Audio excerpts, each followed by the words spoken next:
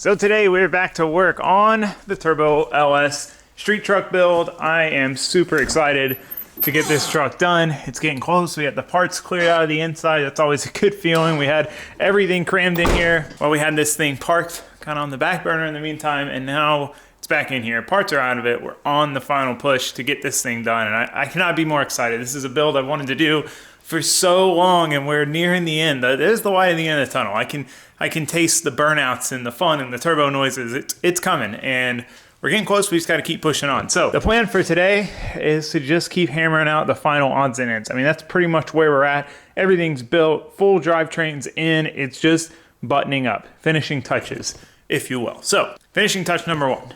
Wiring. This is a little more than a finishing touch, but we have our Holley Terminator X Max with trans control setup. We have a Pro Dash. For the fuel system, we have this really cool setup. So this is from Deechworks, and looking at it, it's literally a stock replacement fuel pump setup. So these newer vehicles, they have these silly plastic housing deals. That way, if you ever got to replace your fuel pump, you got to buy the whole thing, which this one we can replace just the pump on. But basically, Deechworks made this as a direct drop-in replacement, uses the factory fuel lines, factory connector, everything. Super simplified. You drop this in as if it's just an OEM replacement, except it's got a Deechworks 450 liter per hour pump. So that'll be plenty of fuel for us at what I call stage one of this build.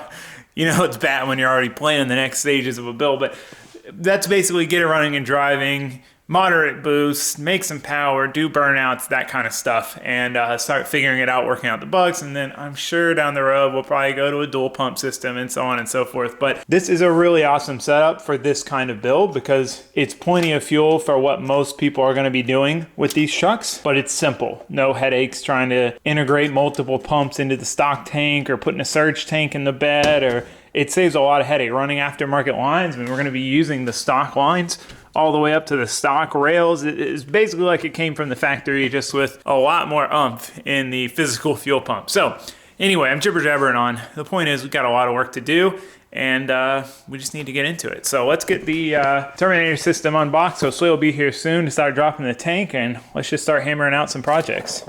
Alright guys, before we get too deep into today's video, I wanted to talk to you about today's video sponsor, HelloFresh. So HelloFresh has been awesome for Chrissy and I, because for us the problem is, you know, she works late and I work late. If I'm inside by 8, it's a stretch. That's early. Things went well. I got done early. Usually it's more like 8:30, 8:45, 9 o'clock. So it's just not feasible. Even if we had already come up with a recipe and made a list, we still got to go to the store. We got to get the stuff. We got to find the right amount. Then we've got to cook it. It just takes way too much time. We'd be eating until like 11 o'clock at night. So what do? We order takeout all the time, and takeout is expensive. But that's where HelloFresh comes in. So I was skeptical that we would even have time to cook with HelloFresh. I mean, everything's pre-portioned. It's as simple as it gets to cook. They have even like quicker meals that are quick and easy prep and clean up. But even still, I was like, are we gonna follow through with this? Like, will we have time? Well, what I realized once we started doing it is we're literally done cooking before we would even get our food when we ordered it anyway. And instead of sitting around waiting for our food to get there, we got to hang out, share some laughs, cook, enjoy. Like, it's a much better experience to me than sitting around on the couch, you know, waiting for our food to get there. Much healthier stuff, and we're getting a takeout delivery service. The variety we get HelloFresh, man, there's so many different things that I never would have even thought of. And there hasn't been one box that we've gotten where I pull the cards out and think,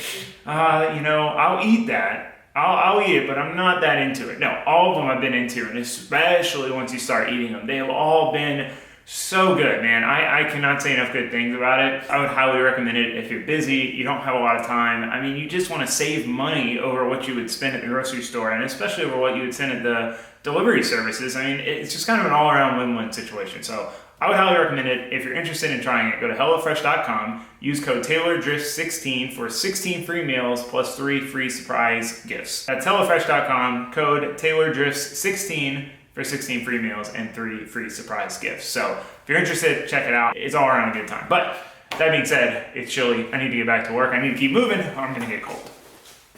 So if you're unfamiliar with the Holley Terminator line of ECUs, these things are pretty much a game changer in the LS swap world. It is a super affordable, all-inclusive standalone system. When these came out, it literally changed the game. I cannot imagine going back to the ways things were before. So basically before, your options were spend $3,000-$4,000 on a really crazy standalone and wiring harness and all that has a bunch of stuff that you just probably don't even need, or run a stock ECU. And I ran a stock ECU, and I can tell you, kind of sucks, to be honest with you. Then they came out with this, the Terminator. So you get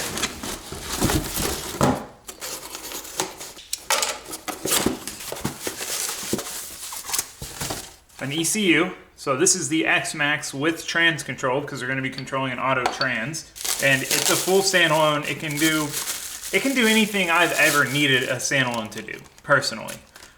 You get a 3.5-inch touchscreen. So a lot of people use these as their kind of digital display.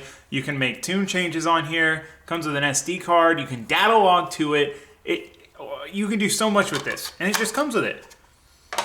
Comes with your injector harness. These are modular. If you ever change injectors, you can just unplug the harness, buy a harness with the different injector ends, boom, you're done, you're in business. Power harness. This is our trans control harness. And then the full engine harness. So the standard Terminator X for Gen 3 LSs is $1,000 flat for all of this. Now that's minus the trans control harness, obviously. This being the X Max for the newer stuff is about $1,300 for the whole kit, and then I think it's like another $200 for the trans control. So $1,500 for a standalone ECU with all this. Oh, and it comes with a wideband. I already put that in the truck, but it comes with a wideband and does self-tuning. It comes with the wideband. It baffles me every time. You literally spend more money to do a stock ECU with a nice conversion harness. $500 for the harness, $500, $600 for HP tuners, plus you still gotta buy a wideband. So it's just, Holley, I cannot praise them enough for coming out with this system, because it made LS swaps just that much more accessible to get them done right, have a standalone, have full control, have a car that runs right, have a car that you can diagnose and tune easily and check things, not dealing with convoluted OEM software. It's really cool. And then this, having the trans control, I mean, back in the day, you pretty much had to have a separate trans controller. You know, people would run 2 ECUs, whereas we got it all in one small, easy to mount box. So, I know, that was a lot of jibber jabber, but this system's just so cool, man. I can't say enough about it. So, on top of that, for this truck, we went a little overboard. So we have the Pro Dash. So this is a 6.86 inch display. This is going to hook up to our ECU with CAN bus, and we're going to be able to display anything pretty much that the ECU sees on this. So we can have all sorts of data on here, GPS speed, odometer, all sorts of things like that. But if we want to get wild and put in more sensors, we can wire more sensors directly into this, or separately if we want a redundant system or anything like that. So this is really cool. I really wanted to have this data on this truck because, you know, this thing's gonna be making some decent power. We're gonna be putting it under a lot of stress. And I know long term, this thing will be making in the 4 digits. So I wanted to have that. Now, I'm pretty excited on the idea of where to mount that thing and kind of keep it street, keep the truck street, but have all that info. So we'll get to that in a minute. First thing I wanna do is dive in and just start figuring out where we're going to mount the ECU, getting the ECU mounted, getting the wiring harness routed, all of that, and getting this thing plugged in. It's incredibly easy. Let's get into it. All right, so debated on all of the places in which we can mount the ECU. My original plan was in the cab. I'm so used to building race cars where, you know, dash is gutted, there's nothing behind it, you got tons of room to put it back there, easy to take the dash off, but on a stock truck with all the stock wiring, really not any good places to put it, to be honest with you. And the way simpler spot is somewhere here in the engine bay. The factory ECU is mounted right there in the engine bay as well. So, decided right about here. So we got plenty of room to get to the plugs, nice and accessible. We can see all the trouble lights if we have any issues. The only issue is we can only really get 2 mounting holes, and one is to this lid. So what I'm going to do is make a plate for this to bolt to, that we can bolt in with 2 bolts to the plastic housing here. So that's the plan. Let's get to it.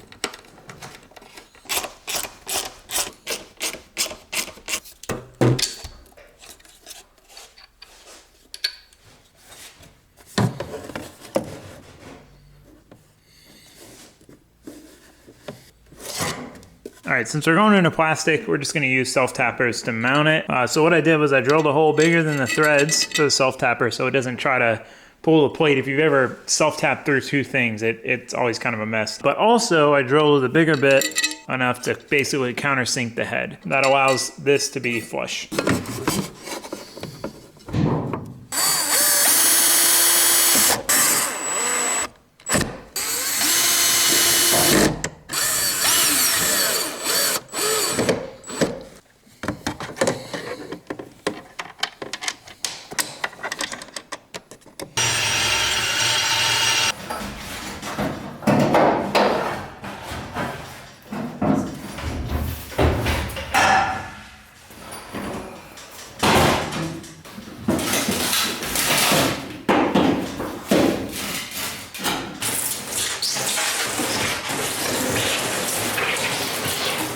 All right, ECU is mounted. Really happy with that location. Tucked up out of the way, easy to access. We also got the fuel tank out. It is incredibly crusty, like incredibly crusty. So we're gonna have to clean this up before we open it. Otherwise, it's just gonna all fall down in there. I think I'm gonna try to replace this filler neck tube. It's seen better days.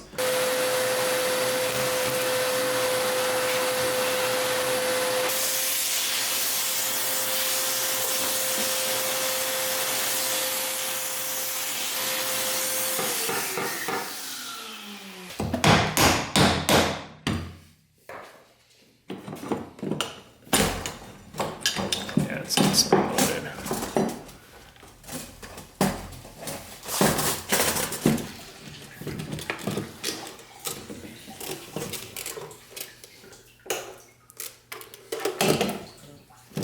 All right, you can see a comparison of our Deechworks versus stock. Of course, this thing's still leaking.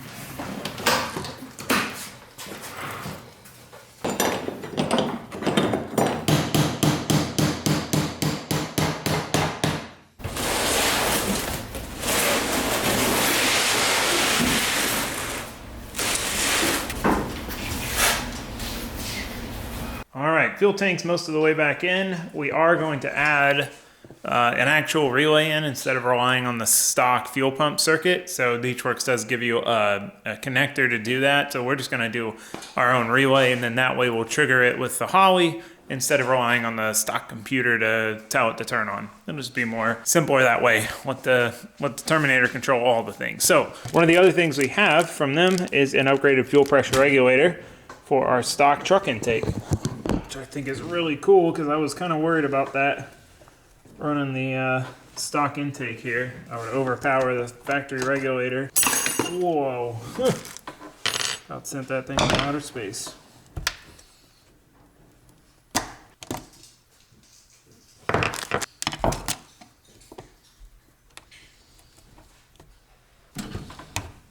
Fuel pressure regulator upgraded. Probably a good thing to replace anyway.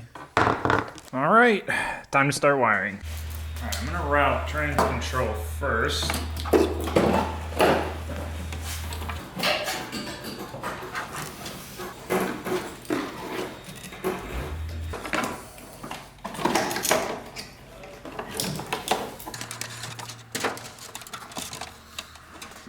Should be able to make this pretty clean. The only thing is gonna be mounting these relays. All right, here we've got our main harness, our main squeeze.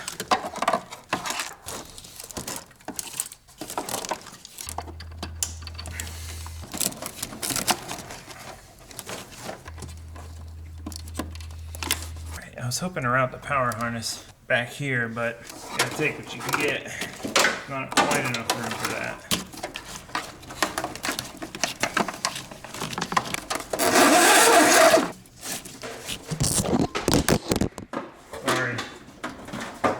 My bad. All right, we got all the harnesses plugged in. So we got our main power harness here. This is going to the battery. Shortest run I've ever had on one of these. That's convenient. This is our engine harness. Trans control harness goes down there. We'll tuck it more to the side, but we just got it loosely routed. And we got our inline fuses and relays for all that stuff. When you start routing this, it's definitely way more convenient mounting this in the engine bay. All your wires right there where you need them instead of having to do all this behind, you know, underneath a dash. Okay, enough jibber jabber. Back to wiring.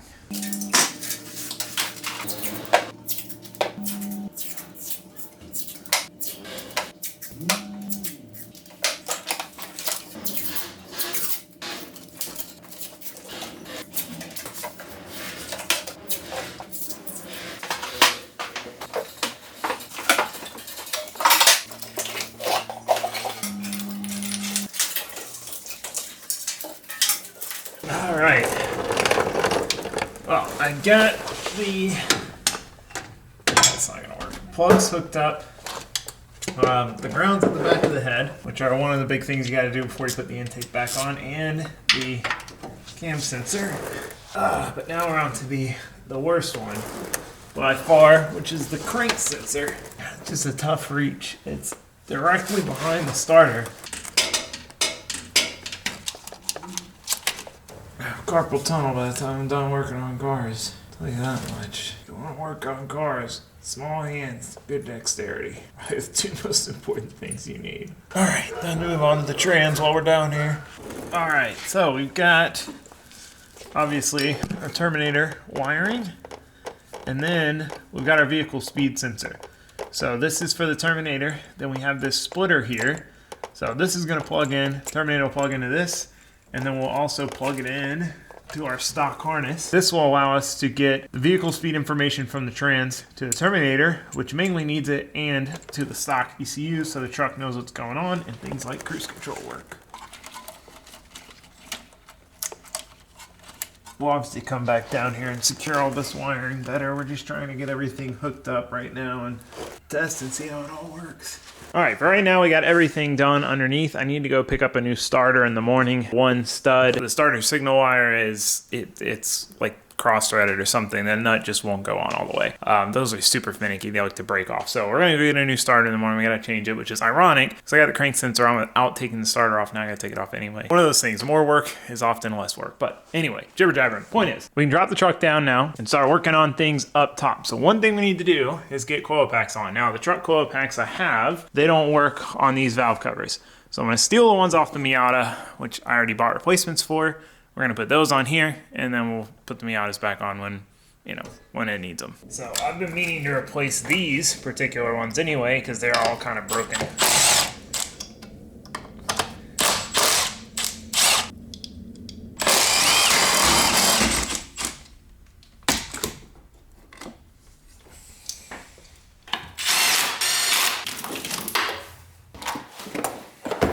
All right, now we've got some classic MSD plug wires.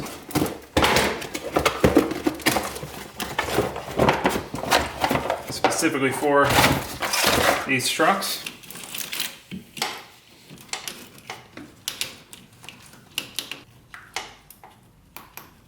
All right, get the plug wires in. The hot side, obviously, we're going to have to sleeve them real well. We're probably still going to burn some up because it is right up on the turbo in the downpipe. All right, cool. Coil packs are in.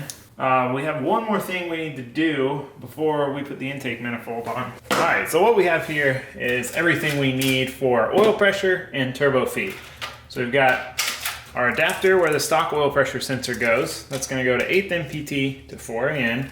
Then we are going to run that with a short little line to a T. One side of the T is going to go off to our Holley 100 PSI pressure transducer. That's going to be our oil pressure sensor. And then the other line is going to go feed our turbo. So this way we can kind of get everything in one shot. So I've been waiting on this because we need to put this in before we put the intake manifold back on, and we can't finish wiring without the intake manifold back on. So now we can get this in, intake manifold back on, finish wiring, and we're about ready to fire this thing up. So enough jibber jabber, back to it.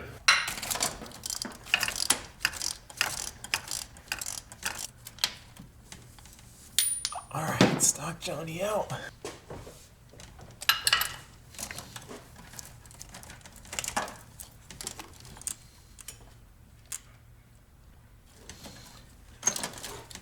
Definitely one of those things you don't want to go overly tight with.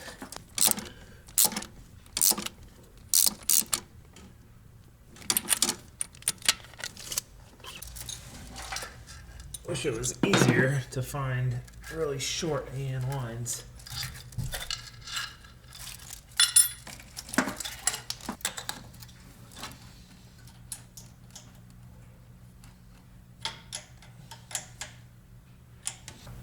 All right, we still gotta mount the oil pressure sensor, but everything's working good.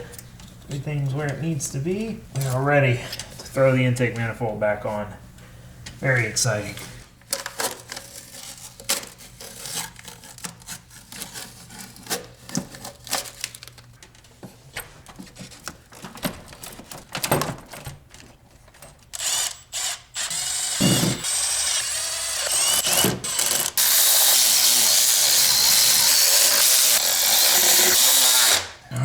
Intake manifold is on. Wiring's a little bit annoying back there just because we've got the stock harness still and the Holly. The Holly's pretty thin, not really in the way. The stock one is in the way, however. All right, now we just got to get the coil pack harness in, get that hooked up, get our injector harness in, get that hooked up. We got to hook some more stuff up.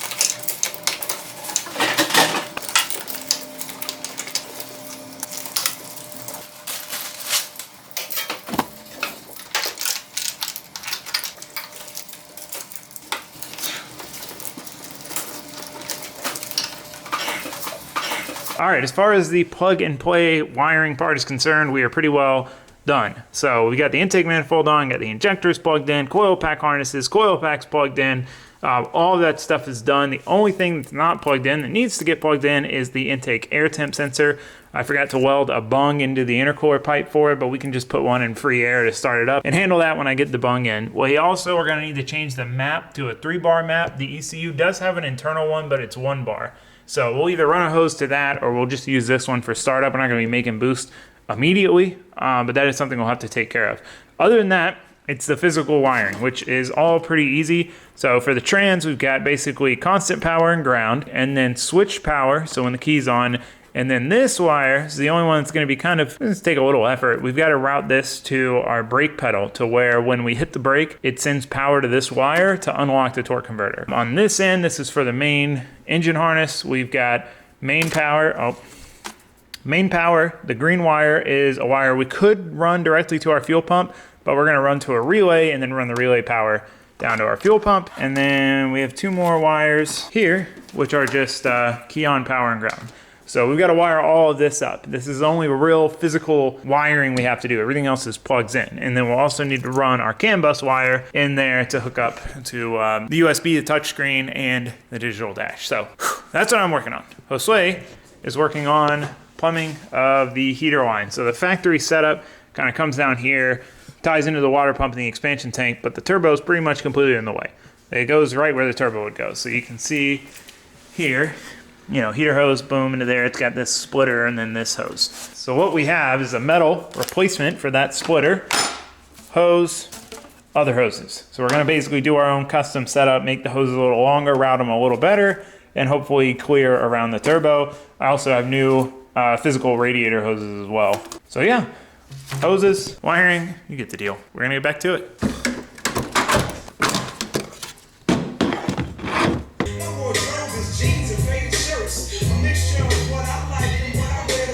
All right, I got most of my wiring done over here. Josue got this hose set up all done. Just gotta tighten that one clamp and it's done. So we got the splitter here, boom, boom. Heater hoses run up here, boom, over into the heater core. So that's much better than this. This setup was already like real crusty to begin with and was not ever gonna fit with the turbo there. So yeah, with that done, we just gotta keep going, keep tinkering, keep doing the little stuff. Fuel lines are hooked up, all this wiring's hooked up, throttle cable and cruise control cable. We're close, we're gonna keep on chugging along. Let you know what we get done. All right, we got some heat sleeving on the plug boots. Not ideal, we'll see how it goes. We'll make some adjustments if necessary. We got the starter out. So I've got to get a replacement starter, get that tossed in. Need to make our transcoil lines, put our radiator hoses in, fill it with fluids, wire up the fuel pump, which we can just plug it into the stock setup for now just to get us running, and we should be able to fire it off. So we are so close to firing this thing up for the first time, hopefully, right? Assuming nothing goes wrong. So past that, obviously we have a little more to do. I want to get the Holley digital dash in. I've got a cool plan for that, like I said. Radiator fans, we need to change the AC compressor to get some different lines to make that all fit with the turbo manifold and some other small stuff like that. But in theory, we should be firing this thing up next episode. So super exciting. I can't wait. I'd love to have this thing back on the road in a couple of days. So I hope to see you guys for that. But for now, we are out of time and that's a wrap. So thanks for watching. Thanks for subscribing. Goodbye, guys.